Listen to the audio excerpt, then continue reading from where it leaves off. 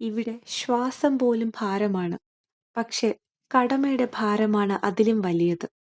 മഞ്ഞു മൂടിയ മലനിരകൾക്കിടയിൽ കാറ്റ് കത്തിയെപ്പോലെ വീശുന്ന ഈ ഉയരങ്ങളിൽ ഒരു സൈനികൻ ഉറങ്ങുന്നില്ല. അവൻ കാവൽ നിൽക്കുന്നു.